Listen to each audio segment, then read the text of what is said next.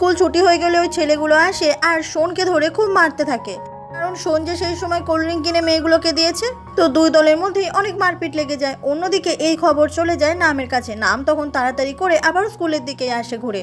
এরপর নাম যখন স্কুলের মধ্যে চলে আসে, ও দেখতে পায় ওখানে আর কোনো ছেলেই নেই, তবে পড়ে আছে কিছুটা রক্ত আর একটা বোতাম। নাম তখন মাটি থেকে সেই বোতামটা তুলে নেয় আর বুঝতে পারে এটা নিশ্চয়ই শোনের বোতাম। বাড়ি এসে নাম ওই বোতামটার ওপর খুব সুন্দর একটা স্মাইলি এঁকে দেয়, আর শোনের শার্টের বোতাম পেয়ে নাম খুব খুশি হয়ে যায়।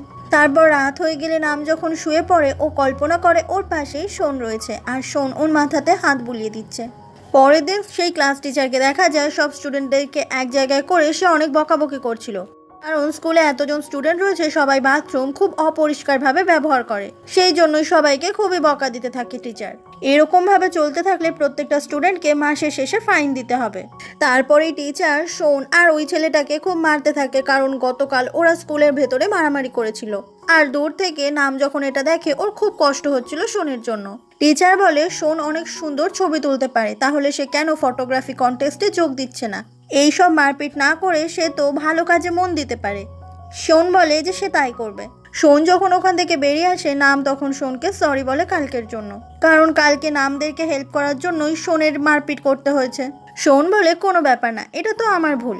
নাম তখন এক বাক্স ব্যান্ডেড শোনকে দিয়ে দেয়। এটা দিয়েই নাম যখন ওখান থেকে চলে যাচ্ছিল, শোন তখন ওকে নাম বলে ডাকে আর বলে থ্যাংক ইউ।